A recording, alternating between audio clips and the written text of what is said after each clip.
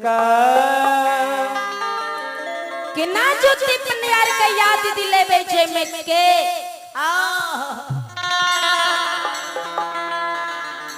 गुस्सी बाई बाजी लगावे छै महावीर जी एगो धर्मराज छियै अनेक रूप धारण करनाइ छै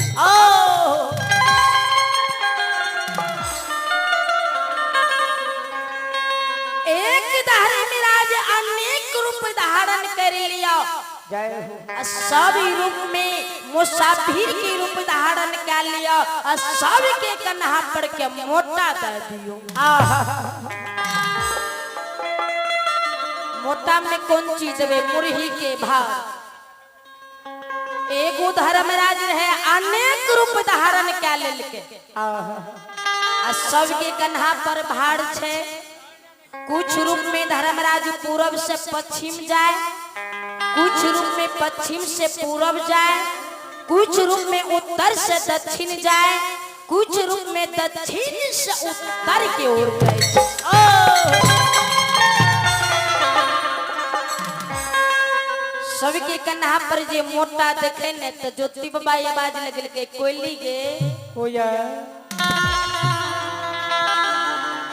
एक कोयली आइ जितना मुसाफिर मिले छै सबके कन्हा पर बाहर देखे छियै आइ कोनो पाबनि छियै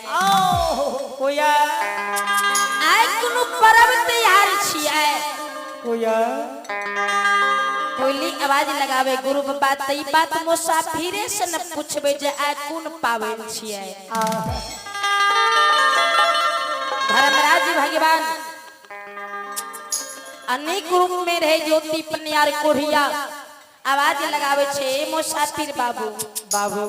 अहाँ सब कते जाय छियै और अहाँ सब के कन्हा पर कथी के भार छी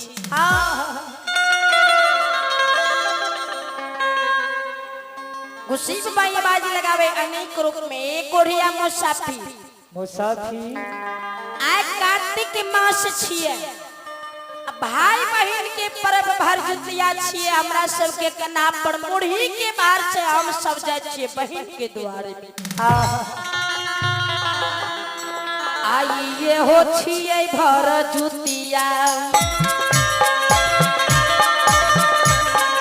ओ बाबू भैया जाय छै बहिना आ बहे हो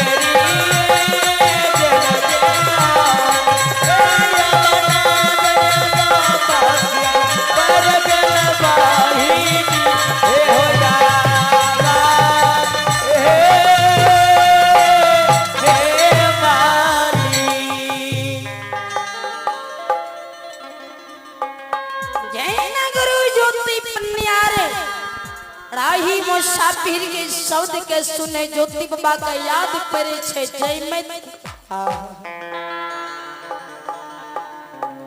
ज्योति करे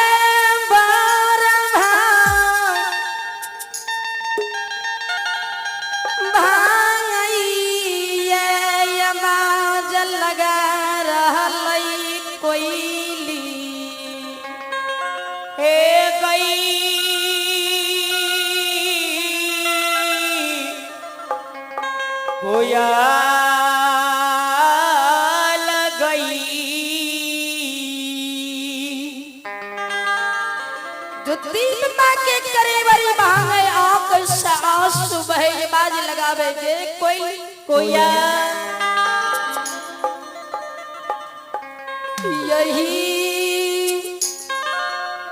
पंपा नगरी में बहिन जई मैं बसइए चल चल जई मैं तंदुआर जई नाई हे गई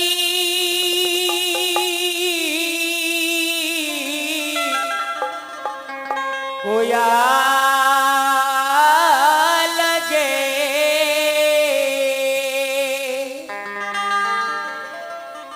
गे कोयली चल बहिन के द्वार में जैना छे जय में तिस भेंट करे लनाई कोया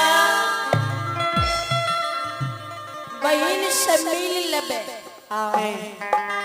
और वही के बाद हम के दिली जंगल के जेबे कोया जैना गुरु बाबा के शब्द के कोयली सुने कोयली ये बाज लगावे छे गुरु बाबा गुरुदेव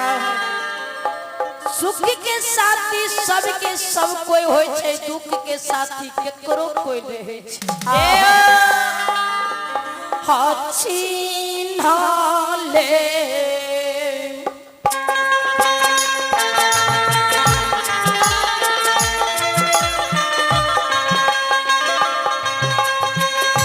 गुरु बाबा चिन्हाले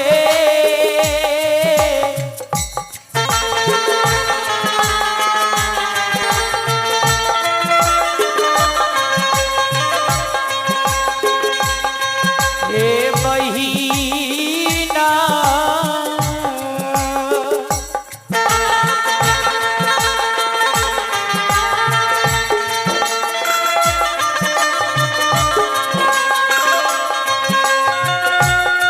हे पिराना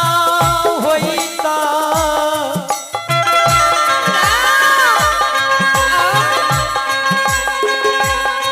हे हो गुरुजी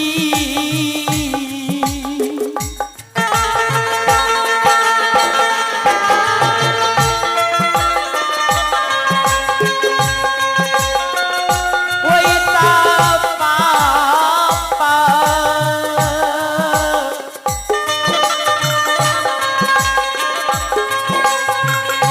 हे ना